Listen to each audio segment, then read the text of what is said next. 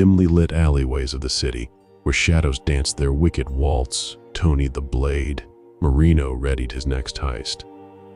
Born into a world of crime, he was a notorious gangster, his name etched in the annals of the criminal underworld. The Blade was a title earned in blood, and Tony reveled in it, finding a perverse satisfaction in the fear he instilled. Yet, beneath the grizzled facade of his streetwise persona, Tony harbored a complex and tormented history, the dark imprints of which traced back to his enigmatic father. In the underbelly of the city, Tony's father had been a looming figure, a shadowy puppeteer orchestrating the wicked plots of the old-school mob. Lessons of the unforgiving streets were etched into Tony's consciousness from the earliest days he could remember, scarring his soul like a branding iron. For Tony, the world had never been a place of innocence. It had always been a harsh, merciless arena, a relentless battleground where fairness and compassion were fragile illusions. As the years stretched before him, his view of existence remained marred by the unrelenting brutality of the urban landscape. Turf wars, drugs, debauchery. These were the twisted symphonies that played endlessly in the background of his life, an inescapable, all-consuming racket. Somewhere along the jagged timeline of his existence, a pivotal moment shattered the remnants of Tony's innocence, turning his heart into a chasm of black. Perhaps it was his love for his father, crooked, transmuted into a peculiar blend of reverence and anguish. It was as though his father seized a piece of his soul, a twisted, manipulated connection. His father's untimely demise seemed to leave a part of Tony irrevocably extinguished, leaving a void destined never to be filled. The relentless pursuit of vengeance was the crucible in which Tony's resolve was forged, the bastard responsible for his father's murder, a target vividly etched in his mind. Tony assembled his loyal comrades, bound by their shared code, and set out on a mission that would forever stain their hands and souls. Hood Justice wore a savage countenance. Tony, his heart gripped by a cocktail of seething anger and cold resolve, was unflinching. 26 times his blade found its mark, a gruesome ballet of fury and retribution that left the lifeless body of his father's killer, a blood-soaked mound to wither like a forgotten flower, a chilling testament to the darkness that had consumed Tony's core. Tonight, Tony and his crew had their sights on a small jewelry store nestled on the city's east side. Painstaking preparations honed the strategy to perfection. Tony, the malicious puppet master, wore a sinister grin that betrayed his almost rabid itch for the glittering jewels hidden behind the store's laughable security system. As Tony and his crew crept closer to their target, the moon hung low in the sky, casting an eerie pallor over the city. It painted long, creeping shadows that stretched across the cobblestone streets, like phantom fingers extending from the heart of darkness. Each step Tony took echoed in the desolate alley, his breath crystallizing in the frigid night air. Yet, an unshakable sensation settled upon him, a weighty presence that clawed at his psyche. It was like an invisible hand pressed down upon his soul, a malevolence lurking beyond sight. Goosebumps prickled his flesh, and for a fleeting moment, he felt the ghostly fingers of superstition trace his spine. His gaze darted around, but the cityscape remained dormant and silent, a slumbering beast under the moon's watchful eye. Shaking off the eerie feeling, he refocused his thoughts. In the shadowy recesses of the jeweler's store, Tony and his gang moved like phantoms, their footsteps muffled by the soft carpeting that lined the floor. As they ventured deeper, a staunch cold enveloped them, a numbing dread that reached into the very marrow of their bones.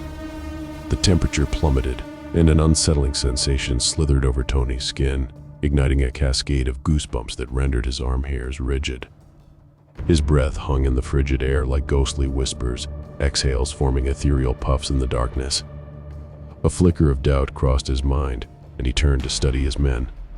Their faces, cast in pallid moonlight, were marred by expressions of palpable unease, mirroring the dread that gnawed at Tony's core. In an instant, the night took on a pitch-black intensity that seemed to suck away the very essence of the world. Emerging from the abyss was a spectral figure, an aberration that transcended the realms of human or ghost. Its form was a nightmare incarnate, a grotesque distortion of life and death, and it filled the jeweler's store with an air of tangible dread. Tony's heart hammered in his chest, each beat echoing his primal fear. He and his crew stood frozen, their eyes locked on the abomination that now faced them. This entity emanated an overpowering aura of righteous fury, an avenger sent from hell. It loomed, barely visible, a grotesque silhouette that moved with unnatural swiftness and otherworldly grace. The air crackled with an electric tension, and even before it moved, the malevolence exuding from this apparition was enough to send shivers coursing down Tony's spine. Desperation clawed at him, igniting a primal survival instinct. With trembling hands, he raised his gun and fired at the approaching specter, each shot a futile attempt to pierce its enigmatic form. But the bullets passed through the entity, like they were merely traversing a wisp of smoke, leaving Tony's confidence shattered and his heart imprisoned in the icy clutches of dread. Within the confines of that dimly lit emporium, the harrowing overture of death unfurled with an eerie cadence, akin to some malevolent opera scripted by the darkest recesses of the human psyche. The ensemble of Tony's loyal gang members, once the unrelenting enforcers of his nefarious criminal empire, now danced to a morbid tune, each note a requiem of despair. The ethereal presence that had infiltrated their reality showed no mercy. It wielded vengeance like a relentless conductor, orchestrating a symphony of annihilation that enveloped them with a chilling precision. The ambient light, feeble and flickering, cast grotesque shadows upon the macabre spectacle that unfolded before Tony's disbelieving eyes. The anguished cries of his comrades rent the air, their voices raw and taut, as if plucked from the very depths of misery. Each scream, an uncanny echo of tormented souls, reverberated through the desolation of the forsaken store, a shrill reminder of the impending darkness that now clung to their fates. As the entity's wrath bore down upon them, their collective demise played out like a nightmarish drama, an operatic spectacle of suffering and terror. Tony, frozen in the grip of abject horror, could do naught but bear witness to this ghastly performance. His heart pounded in his chest, each beat resonating with dread so profound that it seemed to echo through the vast, yawning chasm of his own mortality. Cornered and paralyzed by fear, Tony found himself ensnared in a chilling nightmare with no escape. The entity drew nearer, and within its shadowy visage, he glimpsed the haunting faces of those he had wronged, the innocent lives he had callously shattered in the pursuit of his nefarious ambitions. It was as though the spirits of his victims had risen from the depths of torment. With a final, bone-chilling scream that reverberated through the very marrow of his being, the entity struck Tony down. He crumpled to the cold, unforgiving floor, a broken vessel of malevolence. The jewelry store, once a bastion of opulence, had been transformed into a chamber of horrors. A gruesome testament to the atrocities committed by Tony, the Blade Marino. As the authorities descended upon the scene, their arrival marked the intrusion of the mundane into a world teetering on the precipice of unspeakable terror.